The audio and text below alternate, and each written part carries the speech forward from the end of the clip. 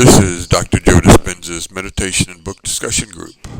Tonight we're studying Breaking the Habit of Being Yourself, Chapter 4, Overcoming Time. Come with us as we explore this rather elusive subject, time.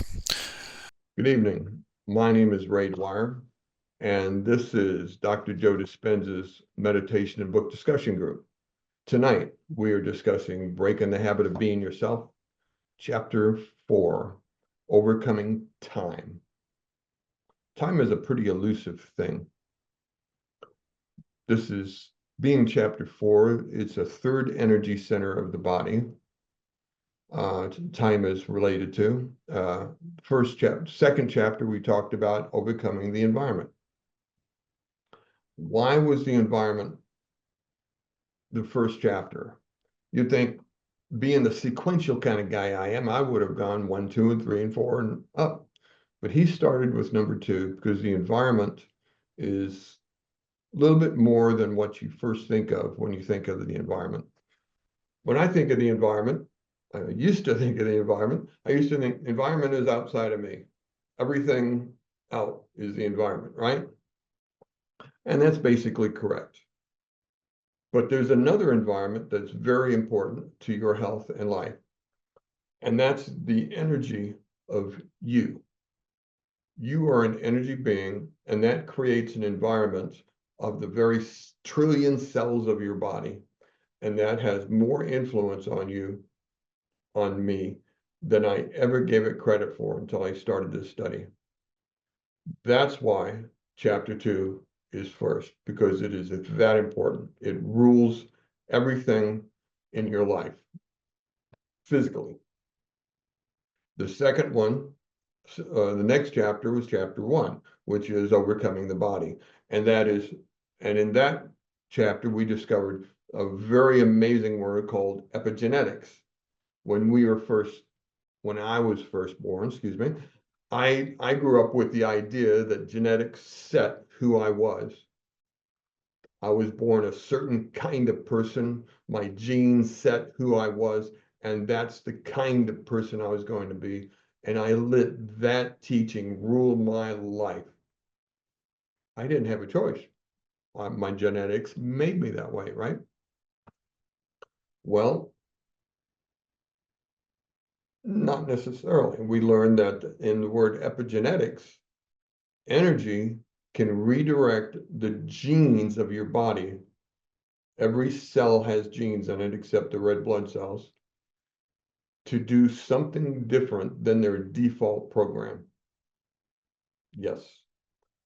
And this chapter, we're talking about the third energy center, time.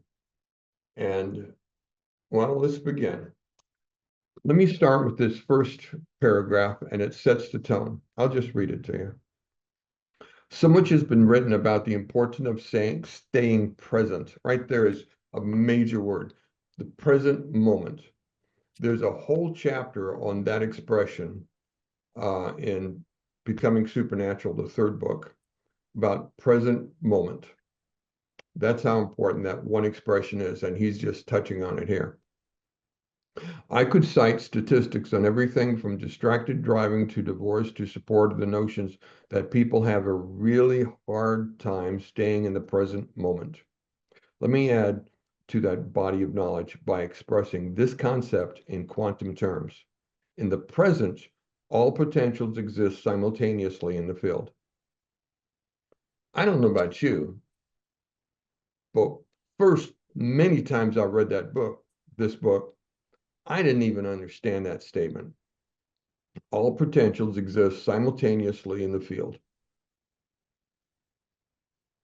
How is that real? When we stay present, when we are in the moment, we can move beyond space and time, and we can make any one of those potentials a reality. When we are mired in the past, however, none of those new potentials exist. What a wild opening under any conversation. The present moment is almost a contradictory statement to time, because time is a relationship of past to the future. In the present moment, you're not connected to the past and you're not pushing for a future, you're now. We just mentioned with a little chat I had a moment ago about the word flow. Athletes who have mastered a craft, whether it's running, bicycling, martial arts, a dancer gets on stage and performs her act and she flows in her dance. A musician checks out and just lets the music flow out of him. There's a certain present moment where your creativity flows from you, and yet you are just present. You're not tied to past events in your life. You're just here and now, and this creative energy is flowing through you.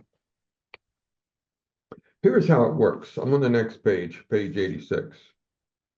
You have an experience which has an emotional charge. Then you have a thought about that particular past event. The thought becomes a memory, which then reflexively produces the emotion of the experience.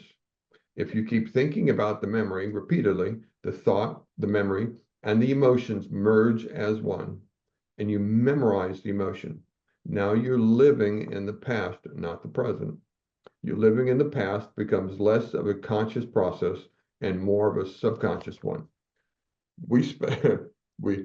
I spent a lot of my life rehearsing my past again and again, 1,000 times. As a military veteran, I was diagnosed military-related PTSD, and I echoed that stuff again and again. But you don't have to be military to have PTSD. You can be in a car accident. You can have a sudden heartbreak of a relationship breakup. You can have a loss of a loved one and just echo that day again and again. That's living in the past. The same emotions rehearsed again and again. When you learn to be present, you've let go of that. It's not often, many times, it's not an easy thing to do, to let go of those traumas and become present. Why? Because the PTSD is not an evil of itself, just like stress is not an evil of itself. It's a survival tool. You have it, it's a natural part of the human experience because it helps you survive so that you don't walk into that trauma a second time. Stress doesn't kill. What do you mean, right? People say stress kills all the time. Chronic stress kills. Stress is a survival tool. Stress is what makes the body strong. Stress is what challenges your mind and pushes you to the next step in what you can achieve. There's a lot of good in stress. It's when it becomes chronic and it echoes in your mind and echoes in your mind, and you start pushing out your life energy so that you don't have peace here and you can't heal. So when you're pushing out, you're living in the past. And that's what this chapter is about. Page 87. I think that you can see how potentially dangerous it is for us to cede control over our daily emotional responses to our memories and environment, to this automatic program. It doesn't take much to understand that when you're echoing a past trauma and it's running circles in your mind, you can feel the chemistry in your body as you just give it one of these, I just want to. That may have been 10 years ago, the trauma. In my case, it was more like 40 years ago, and I was still living it. Come on, just it's easy to see that that is really unhealthy stuff, right?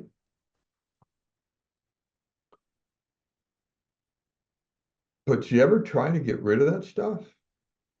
there's a reason you have it, and until you understand why and what it's doing, it's really hard to let go of. So the first part of this discussion is just recognizing what it is and why we're doing it. The single most important word that we're going to talk about in this chapter is coming up on page 88, top paragraph. This is called a conditioned response, and the process occurs automatically. Why? Because the body begins to respond automatically, thinking automatic nervous system, the cascade of chemical reactions that is triggered. Once you understand the importance of the word condition, you'll find this word used again in the next book, You Are the Placebo, as well as in the supernatural book, Becoming Supernatural. Condition is not of itself a bad thing. Condition is the energy of who you are. If you're conditioned to be stressed out, I do that because I live that, you know, and if you're conditioned that way, then your whole body is like this, and you're not healing. You're not absorbing nutrition. Your blood flow isn't working. Your immune system isn't optimized. All these things. Why? Because you're telling your body, this is an emergency. And so it's out trying to protect you and help you survive. It's important that you get the word of condition, because condition of itself is not a bad word.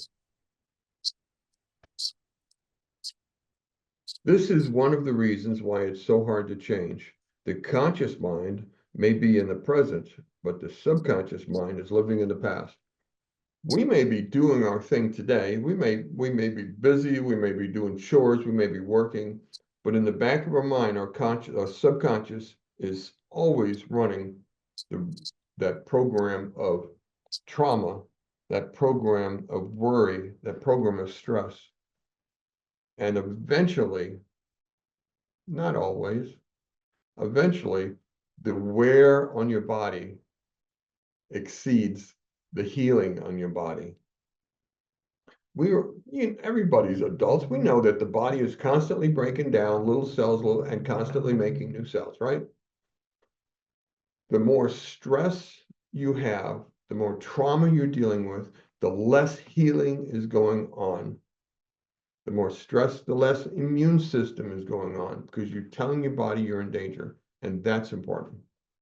So the story of time is to get really, really aware of how important it is to learn this very abstract idea of the present moment, to be here now. Long time ago, when I was a young guy and I was trying to be cool, I found a book with a title that says this better than anything I've ever found. Be here now, now be here. It was a meditation book from some guru in India or something, and I didn't learn much from it. But the title says it all. The challenge is to be here now, now be here. And it's a challenge because it's a survival tool to keep your mind on the threats of your life. But when you sit down to meditate, your house is quiet, your doors are locked, the music is low, your kids are put away, your wife is in the kitchen doing something, or in bed, or traveling, or you're by yourself, whatever. In your little room, can you convince yourself you're safe this 1 hour out of the day? I couldn't, not when I started. My program was 24/7.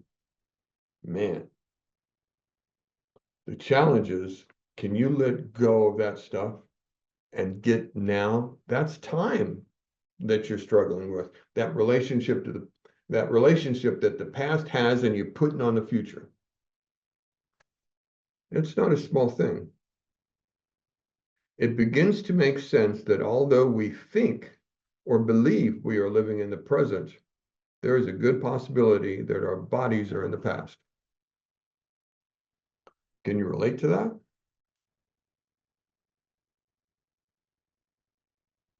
Okay, we're going to start some definitions here in just a minute. Anybody got anything to say about what I just said on that? That definition is important. That discussion of stress and PTSD and stuff. It's just beginning. The discussion is just starting. All right, we're going to talk about 3 words here. A mood. You ever go, I'm just in a mood. This is an interesting word to me because I thought mood, well, it doesn't matter. Let's talk about what mood really is. A mood is a chemical state of being, generally short term, that is an expression of a prolonged emotional reaction, something in your environment, in this case, a failure of your barista to meet your needs. Got a bad cup of coffee this morning, so I call that refractory period. You have something happen to you and you're not feeling tolerant today, and you spill your coffee, you drop your coffee, somebody cuts you, and now it seems like now you get to work and it says, what's the matter? I'm just in a bad mood. Really? What a bad mood is. No, let's back up. What a mood is, it's a chemical action in your body producing certain effects on your thinking because you accepted a thought that drove an emotion into your body released a chemical, and now you've got this circle going around. A mood is a thought that you received that created an emotion. That's all it is. Every time you hear yourself say, I'm just in a mood, remember that mood is based on a thought that you received, you accepted. You change the thought and that mood goes away in a couple of breaths. We'll learn how to do that later in the book when we start saying change. I actually did that. It was kind of funny. But that's all a mood is. Now, why is that important? When the chemical refractory period of an emotional reaction lasts for hours or 2 days, that's a mood. At this point, you're not just in a mood. So what happens after a few days? Your refractory temperament, a tendency toward habitual expression of an emotion through certain behaviors. A temperament is an emotional reaction with a refractory period that lasts weeks. Oh, that's just his temperament. He's been that way for months. That's just who he is. No, a temperament is an emotion, is a mood that you didn't cancel, didn't let go of. And now it's set up and it's gotten deeper into your subconscious. Eventually, if you keep that refractory period of an emotion going for months and years, that tendency turns into a personality trait. Oh, he's just angry. Why is he so angry? Oh, that's just his personality. I had a personality of anger. I was bubbling angry all the time. I just had a personality of anger. I thought, remember earlier, I thought that was my DNA. Somewhere along the way, I let a mood get in me. And I justified that mood and held on to it. Somewhere along the way, I never let go of that mood and became my temperament. That's just what I did. Somewhere along the way, that temperament lasted long enough, and now it's my personality. Now I own that anger. That's who I am. Is it who I am? Our personality traits, they're frequently based in our past emotions. That's all it was. Most of the time, personality is anchored in the past. So to change our personalities, we have to change our emotions that we memorized. We have to move out of the past. How did I get that emotion in the first place? Remember that mood? I received a decision. Something happened in our mind, and I decided I got angry. And I decided to hold on to that anger. And that anger drew an emotion in me, and I'm going like this with emotions in my mind. And I'm still thinking about that event from mood to temperament to that's my personality. I'm just kind of an angry kind of guy. How did I end it? Same way I started it. When that anger came up, I changed my emotion. We'll learn how to do that later in the book. It's really that direct. Not that easy, but it is that direct. This is why you do the work, because it's not that easy. We have to move out of the past, and that past doesn't go away easily. Why? Because the body has a memory. Remember those energy centers in the body. They're little minds, and those little minds have chemical memories, and it takes a while to change them.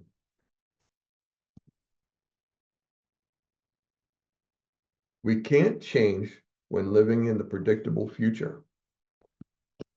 If our future expectation is based on the past, and we're in love and committed to that future, then all we're doing is dragging the past and printing it in the future, and our future is going to look like the past.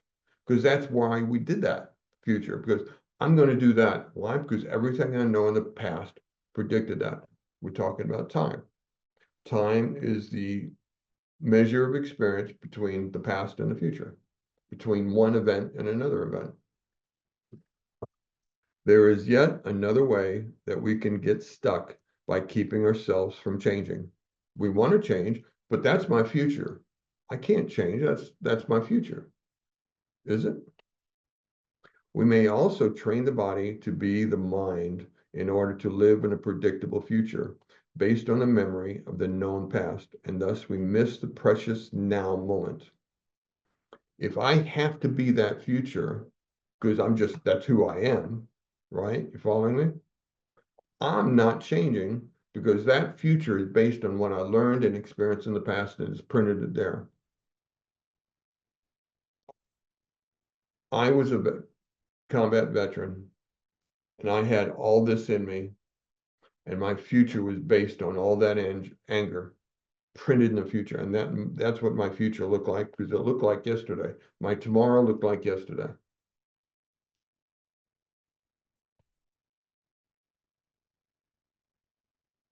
Once the thought becomes an experience, its end product is an emotion. I've had conversations with people says, well, this is how it feels right. Feeling right doesn't convince me of anything anymore. I used to think that anger was justified. I was right. Well, I was justified. I was right. So I was dying of cancer because my body was breaking down because I was right. Your emotions is the caboose to a whole train of events, from the outside environment to a mental environment to a decision you made to a reaction in your heart to a chemical produced to chemicals going up in your brain and the reaction to the chemicals from your brain, and you got the circle, and now you got an emotion. But the emotion is the last thing that you register in your conscious mind. If you want to change your emotions, you got to break the chain from the remembering of the past. It occurs now. The body is no longer in the moment or in the past. It's living in the future, but a future based on some construct of the past. I may be thinking of the future. I'm going on vacation, going on vacation, going on vacation. But everything I see that happens in the vacation is built upon the paradigm of who I was yesterday and brought today, until I start learning to be present and changing who I am. That changing who I am, we'll get further into it. It's hard to understand when you first begin. I'll give you that.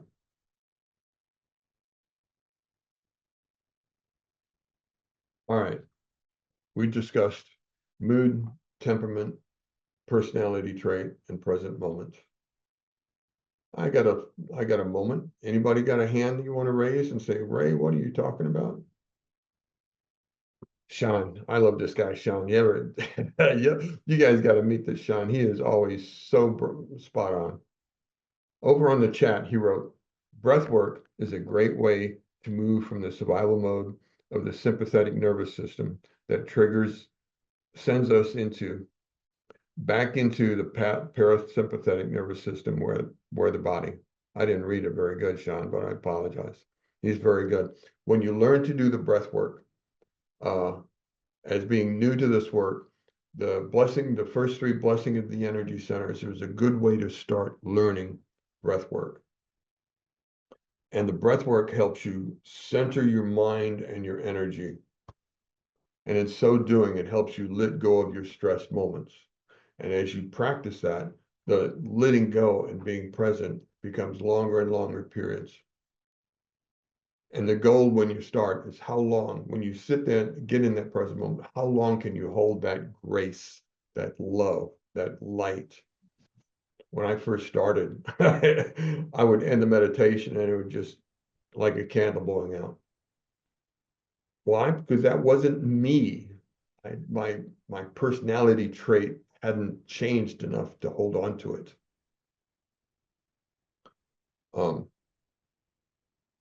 But as you do this, as you do the work, slowly you'll add programs into you to overcome those programs of the past. And you'll find that present moment and the peace and the love and the light that's in it. And you'll get a healing that's anywhere from just emotional peace to dramatic healings. I've seen it. So no hands up yet. You know, this is going this works is so TIG to Eastern spiritual teaching. Yes, mindfulness training is living in the generous present moment. Absolutely right, Ham.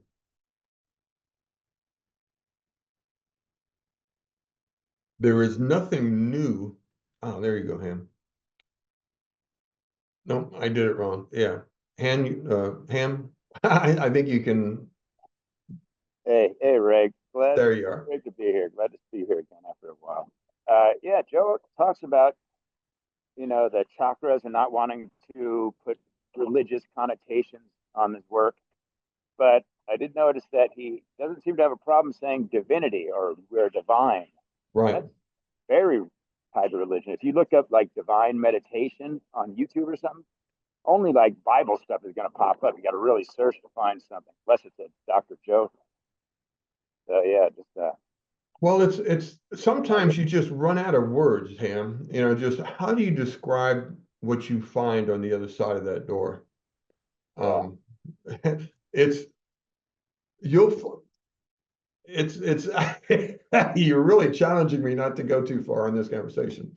There is a universal consciousness there, and it is only can be called love, only can be called light, only can be called energy. And God just doesn't work for me. I like the word divine. It just is a little bit more gracious. It's less anthropomorphic. In other words, you don't get a picture of an old man with a beard sitting on a cloud. It's just divine energy. Funny you should say that. I call God divine, my divine omnipresent guide, or guiding omnipresent divinity, because it's dog backwards, but dogs are simple like. I know it's that was my head. Just I don't have a problem with it. That's why Dr. Joe can teach us around the planet, because he doesn't poke a name. He doesn't. He uses generalized names because this is so universal, so global in its meaning. Yeah, I use the word divine regularly because I don't know another word that fits what I experience. Or on mute, I'll say one thing. When I do the walking meditation, whenever he gets to the end and says divine one, I break out in tears.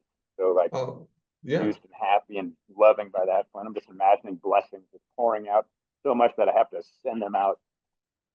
Yeah, I'll mute on that. I'm with you on that. I run out of words. I don't have a word that covers it better, because just saying the universal energy just seems so flat.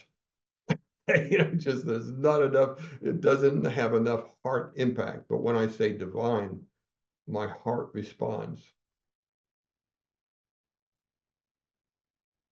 Yeah, I'm with you on that. And I still have some bruises from my religious upbringing, so I avoid the word God generally. But that's me, just thank you, Ham. Karina, I see your hand up. You can unmute, Karina.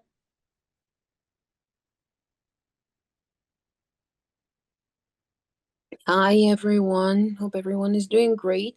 I just wanted to touch on what you said about feeling right, things that feel right. When I was listening to Dr. Joe, I was very surprised to hear the distinction and say, wow, he's so correct on that, because he says, no, it doesn't feel right. It just feels familiar.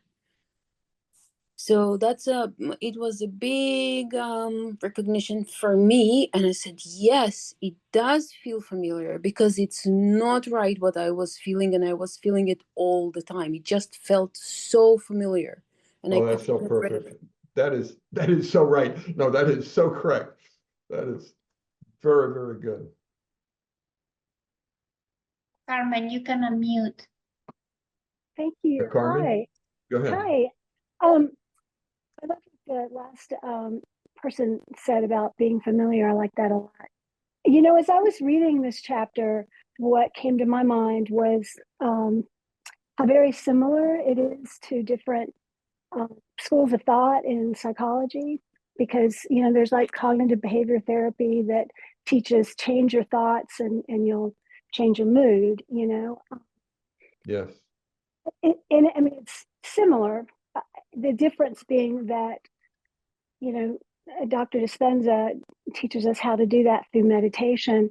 And a lot of times, cognitive behavioral therapy doesn't work for a lot of people, because you need that meditation that cognitive behavioral therapy, you're using your conscious mind. With the meditation, you're using your subconscious mind as well as your conscious mind. So that's why it's so much more effective.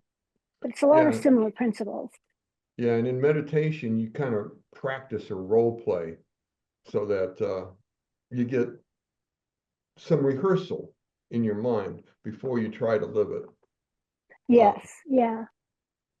So anyone that's having a hard time kind of wrapping their mind around, the infinite possibilities in the quantum field, maybe they can, not even worry about that so much as, these are strategies that have been used and tried and true, with in the field of psychology. So, but again, not using the meditation, and the meditation just adds just that subconscious element to it that makes it so much more effective. Anyway, that's what I wanted to share. Thank you. Yeah, I think you're spot on that. The meditation, the meditation is a safe way to practice your new future self. The idea for me, I'll talk about me, so not because I don't know, because I can't talk about you. I was chronically, habitually angry. I would sit here and I would try to conceive of ideas, places, events where I could be at peace. And where I started, I would have to practice sitting in this chair at peace, because I'd go out and my old self would rush in and I would see boogeyman, enemies, threats everywhere. And I had to learn to be at peace. Isn't that wild? What if you're chronically jealous? I've seen men just go crazy and over jealousy.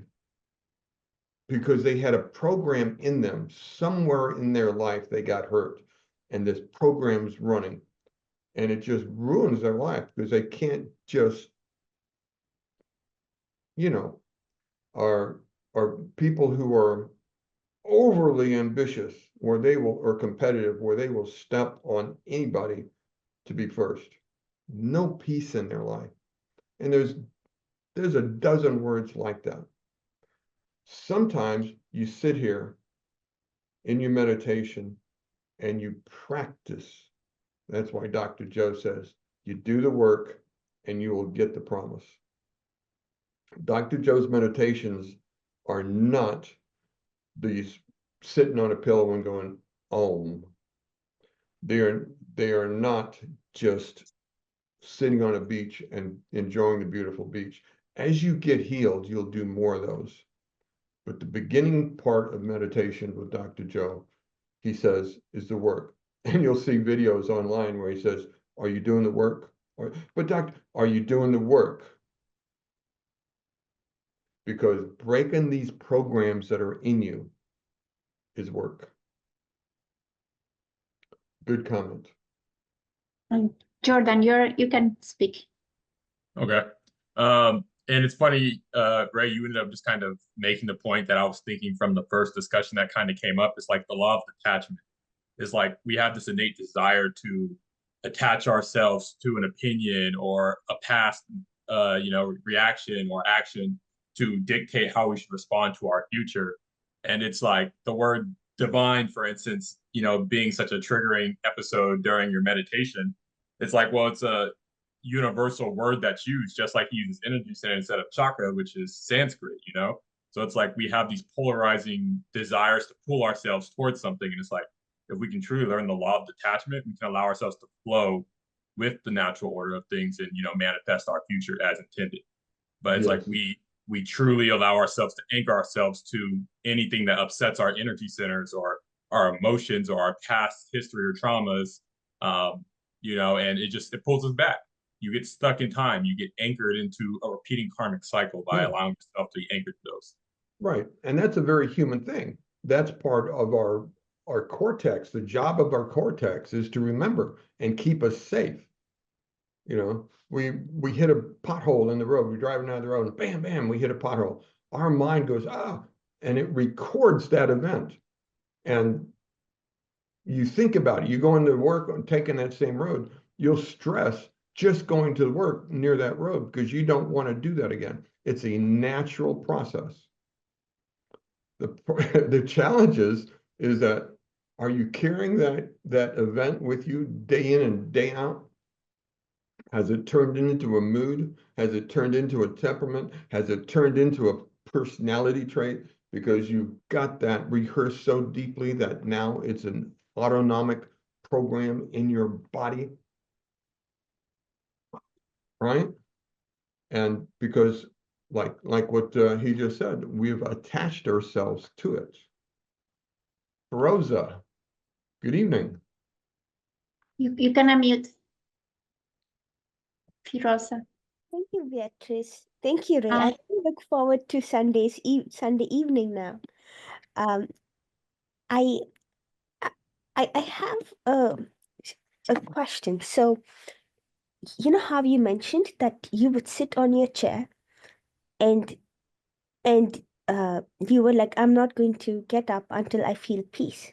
I And would have starved to death in my chair if I had stuck to that expression, because I didn't feel peace for a long time. Even after I started doing this work, I didn't understand it well enough. But I'm sorry I interrupted you, but that was my reality. It took me a while. yeah, because I realize I am addicted to the same scenarios in life, and things like love or peace, which I would want to have. I'm like, I get so irritated because I don't feel love within me, and I'm like, okay, and then the more I don't feel within me, the more frustrated I get. And even though my life, like, it's not like I had to overcome a lot of bad things which which others had to in life, and then I'm like, why am I not able to reach that?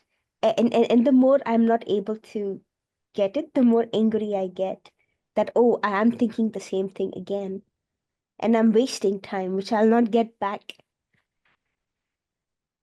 I mentioned one of the two words. I mentioned earlier that I had two words that I was stuck on when I first started, because I worked on this really, really hard, and I just got to a wall I couldn't get past. And the first word that I couldn't get past was the word surrender. The second word I couldn't get past was worthy. I knew what a dark person I was well, I was, look at me, I wasn't a young man and I was dark all that time. Worthiness, I was not worthy for what was on the other side of that gate, that we talked about, the divine, I had to learn I was worthy. I had to receive I was worthy. And I had to surrender all that stuff that said I wasn't, all the reasons of things I was holding on to. Took me a year to be able to achieve those two ideas. Really did. And I worked at it. But once I did, I changed big time. I am impressed with how challenging that word worthy was to me. I am impressed by the religion that I grew up in that told me I wasn't as a child and programmed me as a child that I was not worthy. The idea that that program stuck with me all the way into my adulthood, senior adulthood, just says how deep some of those childhood programs go. Can you imagine teaching a child that so deeply that he's dealing with it as a senior aged adult?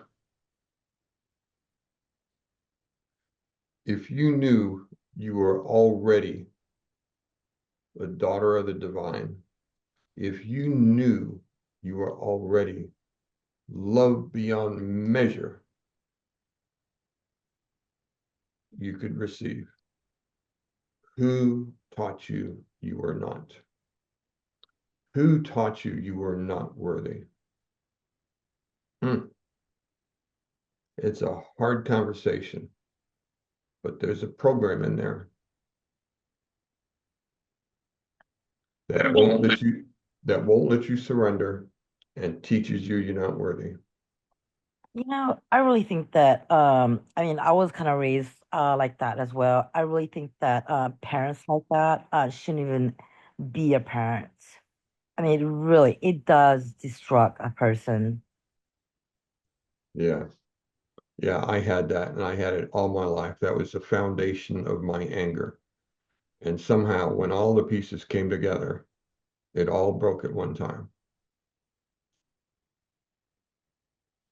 I'm sorry, I got emotional over that because I was really relating to that unworthiness that just shamed me all my life. Thank you for mentioning that, because I have to remind myself that this is just a program. That's all it is. Because I went to a Catholic school, and even if our nails were not cut, like forget painting our nails, even if our nails were not cut, it's like, oh, this person died for you and you can't even cut your nails. And somehow everything was related. And sometimes even at home too, I think when parents don't have enough time for you, they try to be like, oh, you're not worthy, so that you may be more grateful, I guess. Well, Thank you. just to put a period on this very sensitive conversation, you are an expression of divine. You are an heir to the infinite potential. It's yours already. You don't have to earn it. You don't have to achieve it. You don't have to become it. All you need to do is learn it, because you already are it.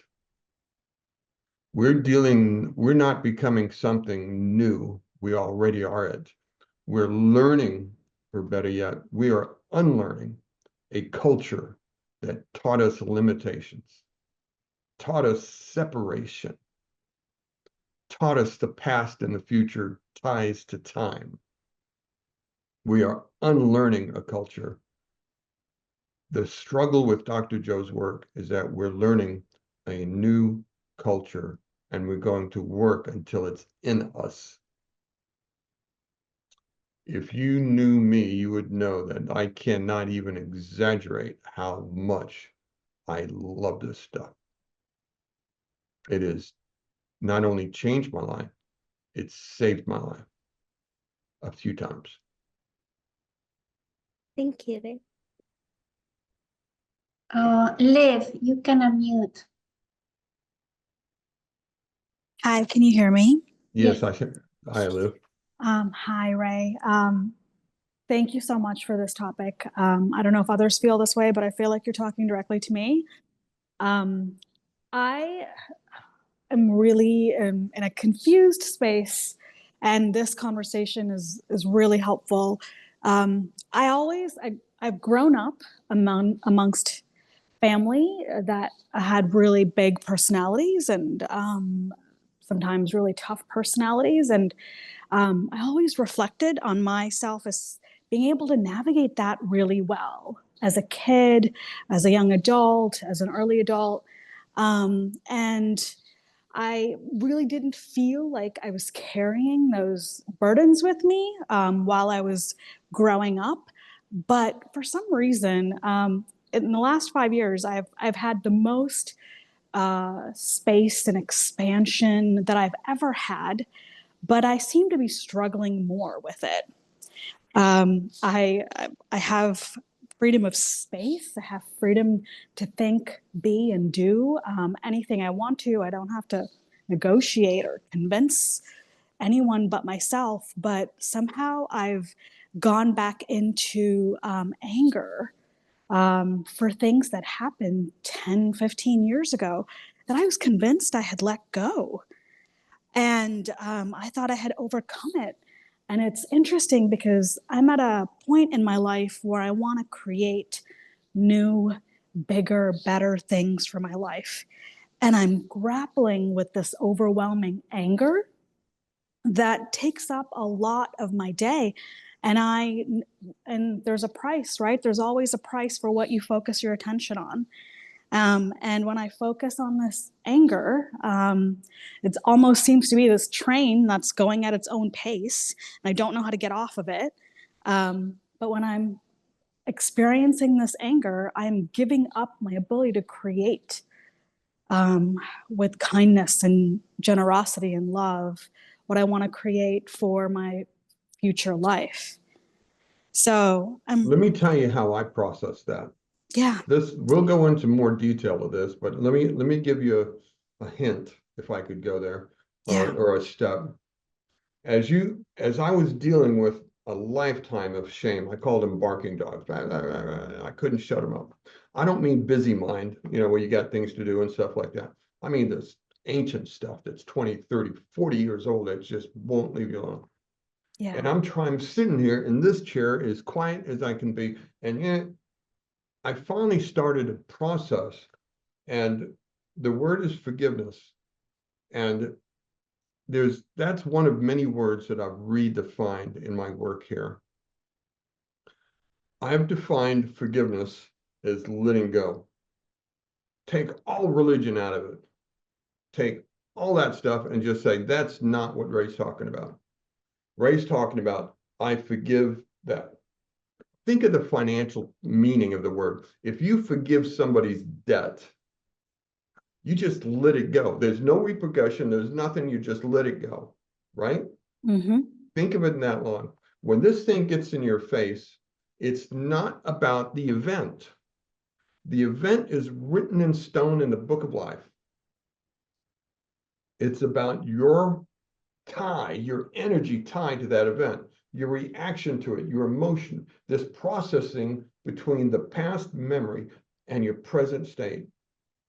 Once you learn to let go. No conditions, no ifs and buts. I let go of you. I forgive you is the word that I used. My goal is empty hands. Mm. I want to be able to sit in my meditation and have my hands empty, not clenched. So someone once asked me, so how do you know which one to deal with if you get so many? I said, that's easy. You deal with the one that's in your face. You ever get these in your face? Yeah. I can relate to that. And that's the one. And like many other things, I've learned to redefine. If it's going yak, yak, yak, yak, I've redefined it and says, if it's in my face, what it's really saying, is it my day to heal? Can you forgive me today? Can you release me today? You ever have a child come up to you and just, and all he really needs is a little bit of time on your lap and a hug? And then all that aggression just melts. And in a few minutes of hugging and loving, the child gets up and goes in place. Yeah. I forgive you. Not you. I don't care if that's a person, place, or thing, or the sky fell on you. You forgive you. Your heart is clinging to that because you told it to, because you told it to. I forgive you. I release you. I hold no karmic debt to that event. I don't care if you're guilty, they're guilty, or you're standing in the wrong place. The answer is the same. Let go. Let the past go. I'm not telling you to forget it. I'm not telling you to, on that moment ago, I mentioned that pothole in the road. I'm not telling you to be blind and hit that pothole again. I'm telling you, release the energy that's making you chronic trauma. Right? If you have someone in your life that's dangerous, I'm not telling you to forgive and kowtow to him. No, don't do that. I will never tell you to do that. I'm telling you to release the energy between you and him so you can have peace. That other person can rot as far as I care. I'm concerned about, can you let go of your heart and live it, have peace, so your body and mind can heal. Can you do that? I couldn't without a lot of choosing, a lot of effort. Then I learned how. There's a place in my mind that I go now that one of those days when I mess up and I want to go, I've learned to let go, not forget, let go. You follow that? I do. I think what I find most surprising is things that I thought I had let go keep resurfacing. Well, let me explain. I can explain that too. Let me tell you what a trauma is in my language, in my interpretation. You ever heard the expression, well, I just blew my mind? Well, trauma is just blew your mind. Let's say you have an event. There are a number of things going on in your head at any given moment. When that event lights up your head, well, energies that work together tie together or something like that. You might be wearing a red shirt. You might be driving your blue car. You might have been hit by a red car. All these things, you might be on an intersection. You might be in a restaurant. And something terrible happens. Every time you rehearse these outside points, well, remember, because your cortex, primary job of your cortex is to remember. Will drive a memory, and that memory of the trauma will rehearse. And it will do it again, again, again. I remember my life as a military guy, but I've let go of the insanity that I lived with because of it. The things I did was written, but I let go of the energy of unforgiveness and passion and shame that I lived with. I know what heartache is like. Those events happened, but I've let go. I've forgiven and released my heart of the energies tied to it. Does that help? Yeah. Thank you. I think I'll just, the choice in front of me is just to commit to doing this until it eventually dissolves. I think I'm disappointed that I keep doing it every day and Right. it doesn't go away. Well, there's a couple parts to this. One, this is designed to remember. And anything you put value on, it remembers. Every time you go, that was terrible, it goes, that's important, remember that. That's how it works. That's the purpose of this memory tool we have. So the first start is to let go of it and say, oh, fine, I don't care anymore. Let go of it. And second is to give that memory a new job. I'm doing this now, a new future self. Without that new future self in mind, the memory goes, so what else are you going to do? I don't know. Then they go back to doing the old thing. There's two parts to it. One is to devalue. I let go, blow it in the wind. I had a number of images I used. I would stand in the river of life, my image, and I would take the rubble off me and watch it wash downstream. And my mind would be empty, and I would remember, so what are you going to do now, Ray? I'm going to do that now. And I've got this future self I'm working toward. Now, this part of my mind that has that old memory can diminish because I'm working on something new, and that new will build. And the more I rehearse that, the easier it was to release the trash of my old self and build a new for my future self. Thank you. That really clicked. Yeah, The we'll two go into, jobs. yeah, it's two parts. If you just wash it away, your mind is going, so what? And it just goes back to familiar. What's familiar? And back you go. Yeah. So you make your new self familiar. This is a play with time. This is part of this chapter because time in a meditative state is elusive. It's creative. It's a force that you can mold like clay. In this world, time is a linear scroll. I used to think of time as a scroll. You unroll both directions, and to the left is my past, and to the right is the future that's written.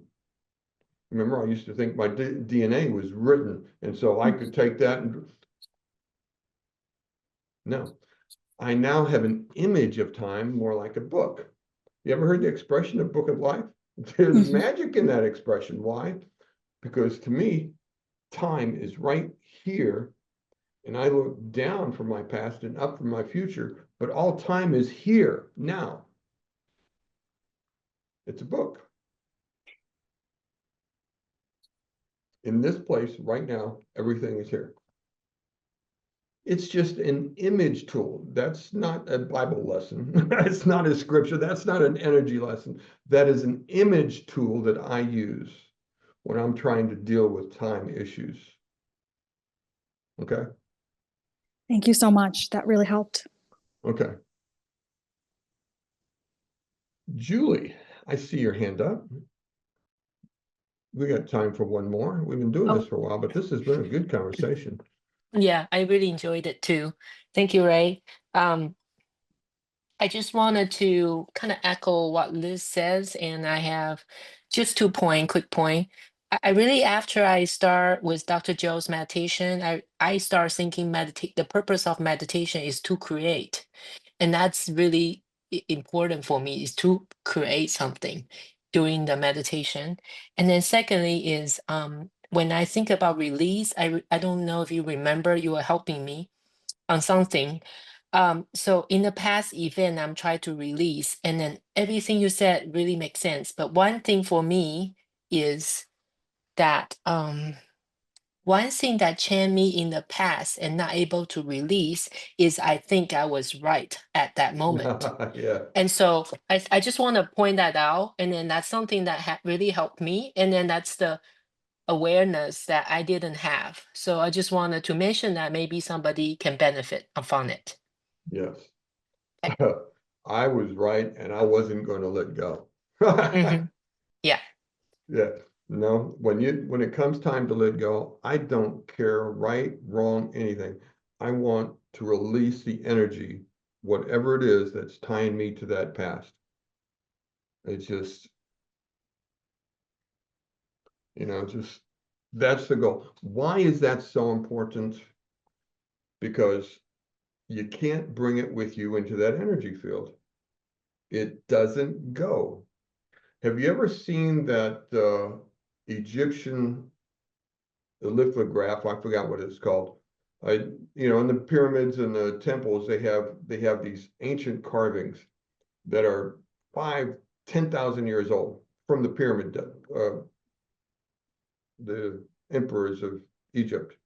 There's one that has Ra, the sun god, standing in front of a set of scales, and they're weighing his heart. If his heart is light, then he gets to be carried off into the Neverlands. If it's not, then he's condemned to figure out something. This is ancient knowledge that is real. You don't get to bring these energies tying you to this physical life into that energy field. It doesn't go. And that's wisdom that goes back to ancient Egypt, Mesopotamia days, and older probably. That's why forgiveness is, I'm saying, the goal of this is for you to free your heart, for you to let go of the time issue that you're tied to the past, that's predicting your future. Time becomes a script that you're written on and stuck until you get in the present moment and you learn to let go. The word I like to use is the word I give, because I forgive, because it feels like forgiveness to me. I am freeing myself from this energy. I don't tell anybody what I forgive. It's none of their business. This is my heart work to free my heart and my mind so that when I go into meditation, I don't have barking dogs. I don't have an unresolved heart. I don't have a conflict of grievance in my mind. That's time. You let go of the past. I use the word forgive. You release the energies of whatever's bound to you, boss. Your boss fired you. Your relationship broke up. Somebody wrecked your car. I don't care what it is. If you're holding on to that, big or small, can you sit down and release it and become in this present moment free of that time? That's what this chapter is about. It's an introduction to an idea that we will talk about all year. I mean, there's a whole chapter in the third book, Becoming Supernatural, called The Present Moment, because this challenge of overcoming time is something that is a human experience. It's not because of anything weak in us. No, this is a human experience because we're living in this three-dimensional life, this matter-to-matter life, and we're living in an energy field. And it takes a while to sort that out. Okay, let me continue. Page 93. Live your desired new future in the present moment. Now, there's a contradiction in terms to me when I started. So here's another of those big questions. If you know that by staying present and severing or pruning your connections with the past, that's that forgiveness, you can have access to all the possible outcomes in the quantum field, why would you choose to live in the past and keep creating the same future for yourself? Habit, safety, security, fear. That's why we do it. Why wouldn't you do what is already in your power to do? to mentally alter the physical makeup of your brain and body so that you can be changed ahead of any actual desired experience. That's an interesting expression. Can you change before the experience? It's like, what's he talking about? How can I change if it hadn't happened yet? We do it all the time. It's so human. We do it all the time. Think of it when you're young and you have a romantic date coming up. I mean, you are just, you think you're not changing before the date? Your body's changing all kind of chemicals before that date. Think of the day before Thanksgiving dinner and the smell of the food and the anxiousness of you're so happy to have a big crowd of people coming over for dinner, or you going to visit them and have a meal like a feast. You think your body is not changing ahead of the event?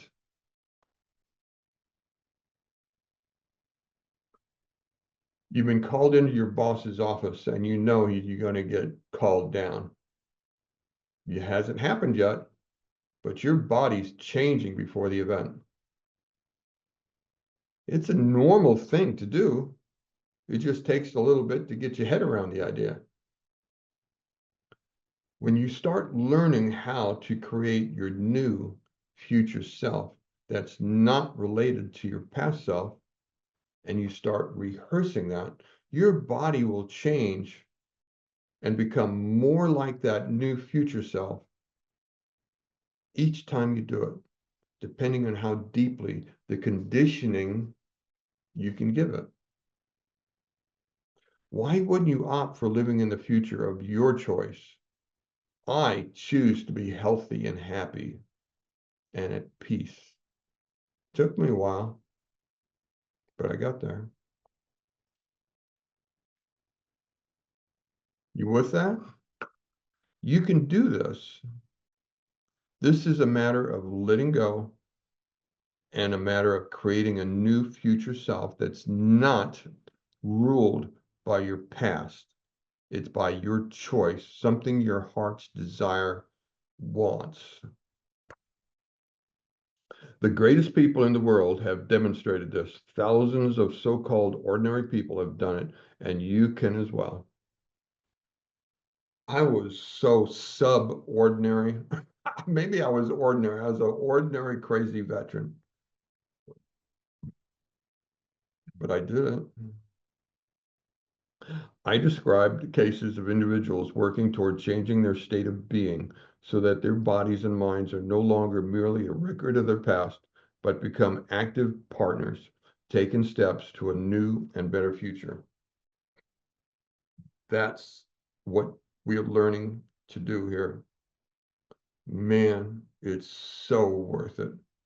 That definition, that is a definition of conditioning. Let me read it again so you get this. I'm going to read you this and think of the word condition. Condition is your inner environment, not your outer environment.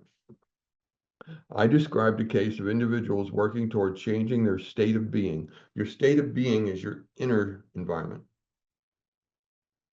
so that their bodies and minds are no longer merely a record of the past, but become active partners taking step in the new and better future. That's your condition. That's your inner self. That's what you're going to learn to change. My name is the same, but I am not the person I was when I started doing Dr. Joe. I am so incredibly different personality. Remember what personality trait is, right? I am not that anymore. At this point, you understand that the main obstacle to breaking the habit of being yourself is thinking and feeling equal to your environment. This out here. If I'm thinking equal to how I program myself to believe this is, then I'm stuck. Obviously, then learning to think and feel greater than the big three, your body, your environment, and time, is your first goal to prepare the meditation process, and you'll learn this book. So when we do this coming meditation, breaking the habit of being yourself, let me try that again. When we do this meditation called Blessing of the Energy Centers, What we're learning to do is break the habit of the energies that we could typically live in throughout our day. I bet that at some point in your life, you've already been able to think greater than your environment and your body and time. Sure you have. The example of I gave a moment ago about your coming date with your loved one, or 2 days before your turkey dinner and you're already excited and salivating. These moments, when you transcend the big three, are what some people call in the flow. Do you have experience with sports where you just got in the flow and your body, you didn't even feel your body? Flow is really interesting. It is a physical expression, physical event that is part of the process we learn in meditation. Flow is skill, flow is risk, flow is taking that one step further than you can do today, and flow is releasing, because your body now knows what to do. Instead of being familiar with a painful past, flow is becoming familiar with a beautiful future of love and light.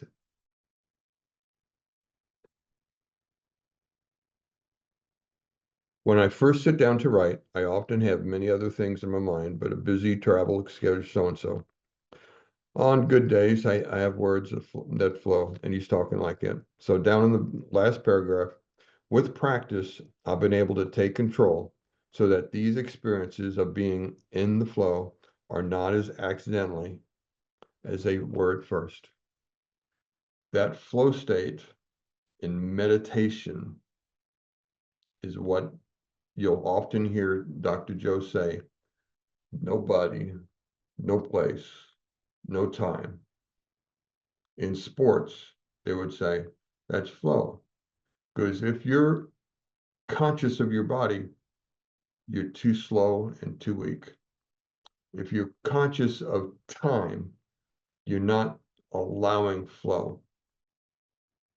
No body, no place, your time is the release and overcoming your body, overcoming your environment, and overcoming time. And that's what I wanted to say tonight. Any hands? Karina, I see your hand up. Thank you.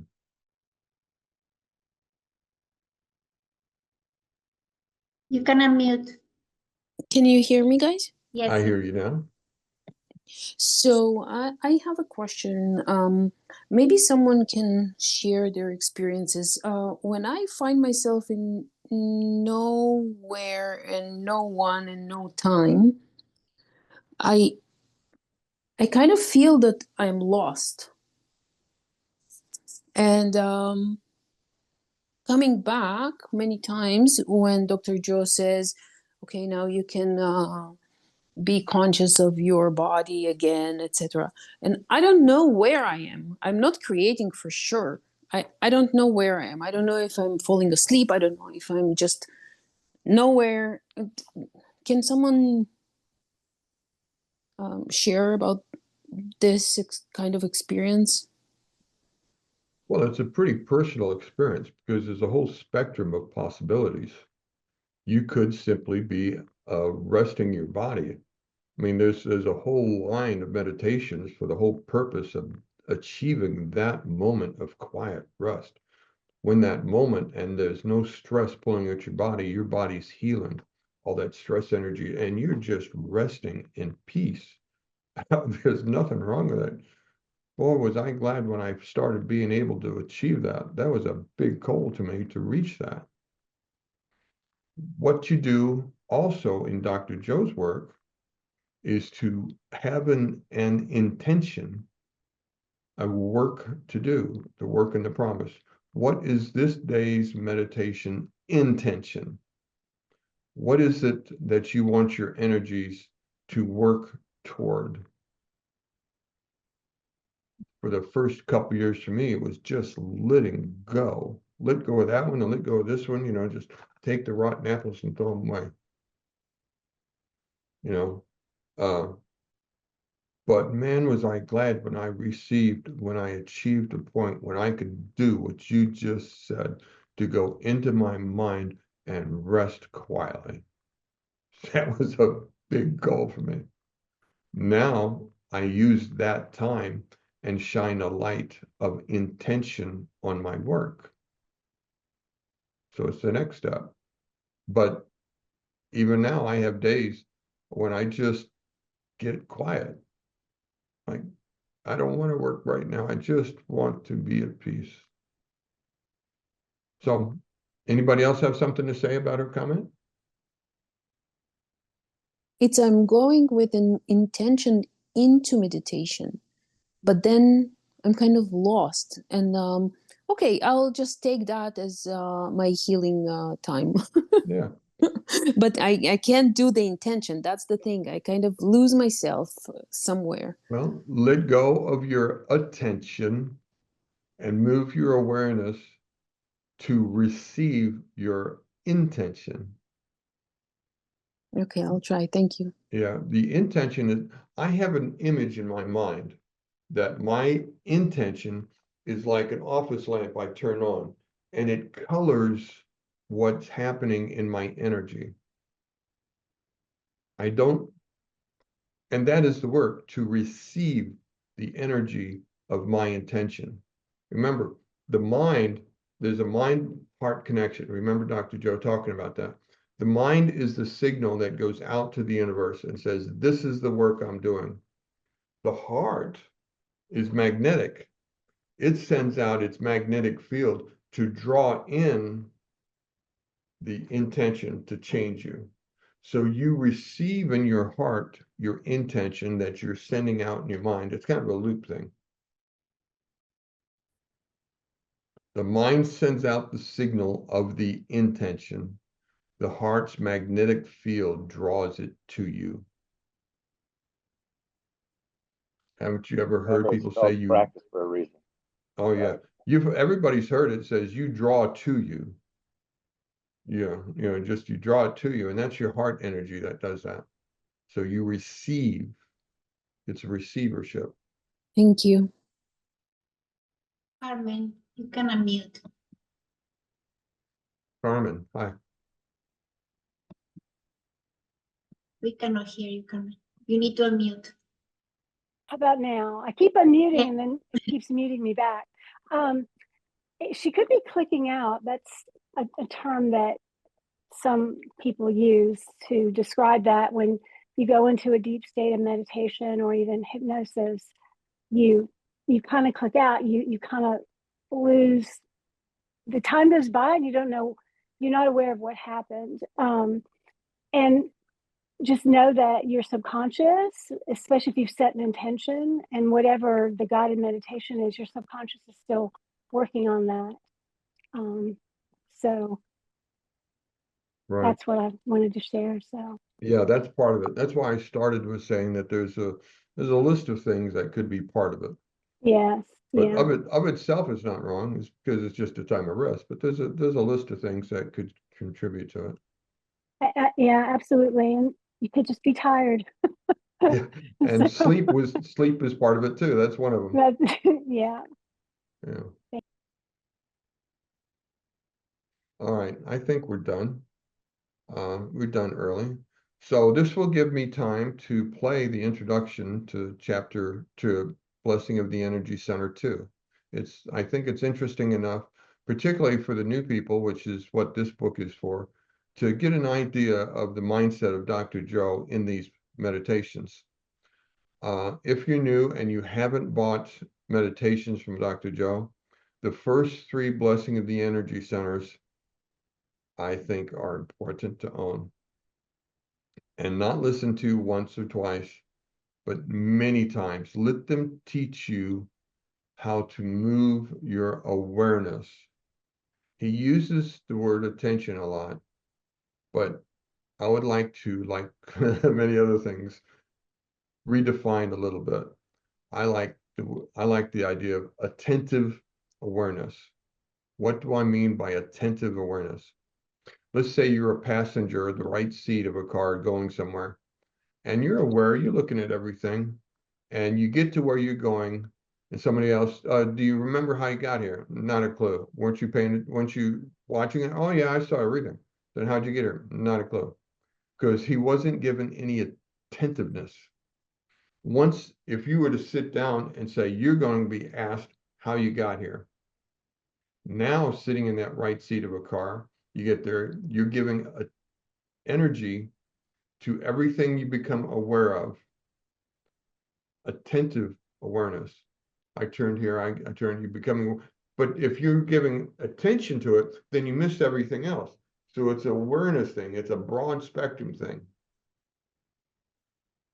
And it's like that. So you become attentively aware of everything that's going on as you move from energy center and energy center. And All right.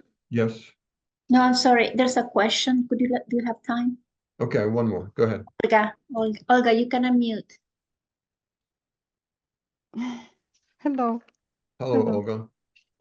Hello. So at first, several words regarding question about no body, no time. Um,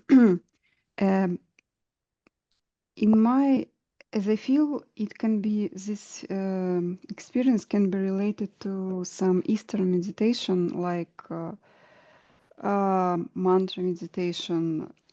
I mean, I have experience in these meditations, and it's kind of maybe, as I feel, it's kind of similar because it's kind of transcend state when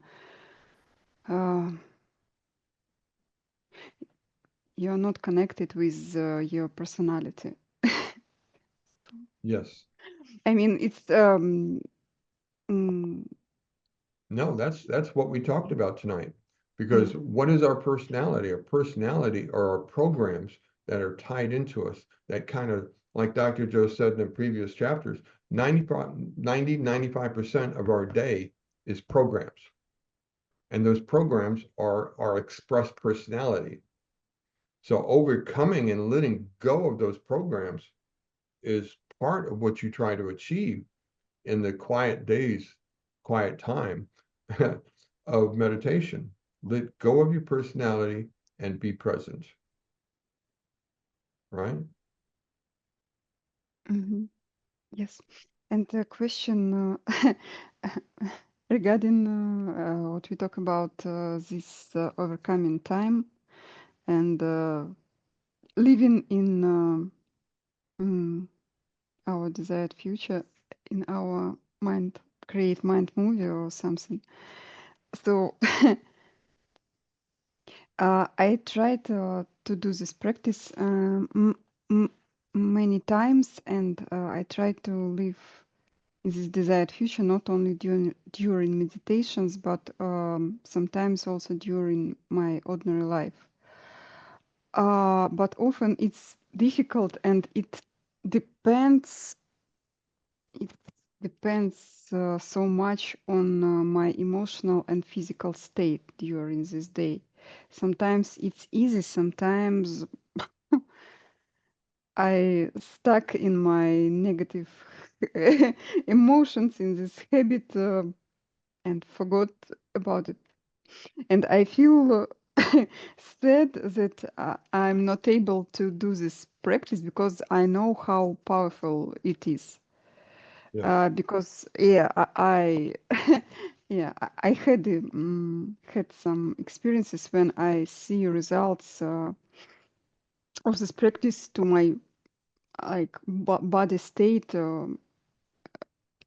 very soon and like big drastically. Sorry for my English. So did you face such problems when it's very difficult to live your future? I mean, when I do something simple like maybe cooking or cleaning house or something, my my mind isn't busy of some intellectual work or something, so I can do it. But sometimes it's difficult, and I'm kind of sad. Yes, it is a challenge to let go of your past. It is not, you'll never hear me say, well, just let go of it. No, I know what it took for me to let go of the terror of my mind. I know what it took for me to let go of the insanity, the intensity that I was. It was really choosing. What was my motivation to overcome? I had an advantage. If I failed, I would die of cancer. I had phase 4 metastatic malignant melanoma, as well as all the other skin cancers. And I've been told for 9 years that it will flare up and it will kill me. How is that for going every year, go to the doctor's office and he says, yep, you still got it, it'll kill you. How's that for a medical prognosis? So I was motivated. And so you'll hear me say many times, how much do you want it?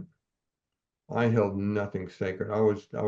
I turned off everything I knew how to turn off. I worked on it, worked on it, worked on it. You gotta let it go. You gotta let it go. You gotta let it go. That surrender stuff. He is not telling you to surrender as in defeat. He's telling you to give it over to the divine. Forgiveness is releasing it. Surrender is giving it over. Give that past life over. Let that karmic debt, I love that word, but it's never used in Dr. Joe's work, so this is me using it. Let that karmic debt go and let the divine resolve it. I have been amazed at the times I have seen grievances that I had and I held on to it and I let it go, and in a few months seen an amazing balance of justice, shall we say, and I get to see it. Let it go and let the divine balance that scale of justice. Once you see it a few times, you become confident that you don't have to hold on to that anymore. It's practice, and it takes a little bit of courage. There's a meditation that Dr. Joe produced called Reconditioning the Body to a New Mind. We'll get into that as we go into the second book, but I'll mention it here because there's a whole list of words that to meditate on. And the first one is courage. I used to wonder why that was the first word, the most important word of this long list, 20-some odd words. Because it takes courage to let go. Because letting go is contrary to your survival mindset. Why do you remember that? Because it's important. Let it go. Make it not important. Takes courage, inner courage, conditioned courage. Yeah. Boy, this chapter on time brings out some sensitive things, don't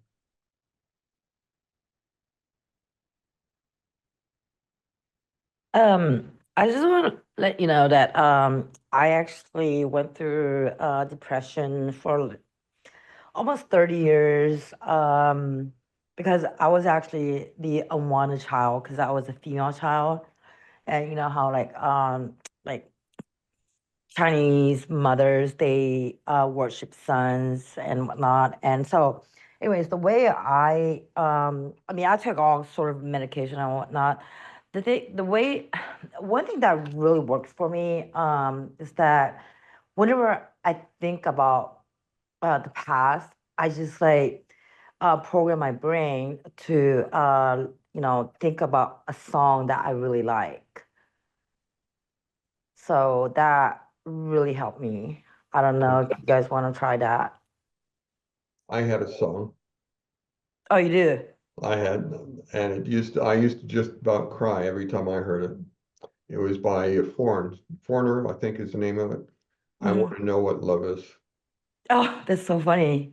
That's actually one of my favorite songs too. I would sit here and just wonder, what is this love they're talking about? And that song came on one time when I was doing that. It's like, oh my God, that guy's staying my heart. And I would sit here and play that song again and just cry. I want to know what love is. Well, guess what? Love is the light. Love is an energy. Love is a frequency. And you have it in you to turn on. How do I know that? Because if this angry, dark guy can learn to turn it on, by George, you gorgeous people can too. That's how I know it. But I had to choose and choose and choose until I found that energy. Yeah. I'm And very I was surprised about love. It's like a light in a room, and it is a choosing. It has nothing to do with that or that or that or that or that. Nothing. It's about you turning on a frequency.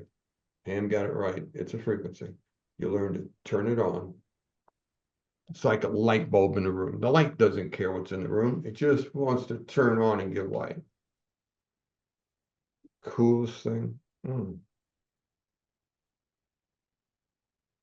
Yeah, I know shame.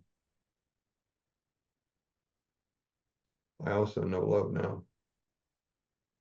Dr. Joe helped me find it. And he'll help you find it. How much do you want it? Let's end this chapter and take a little break, and I'll play that introduction to the Blessing of the Energy Center.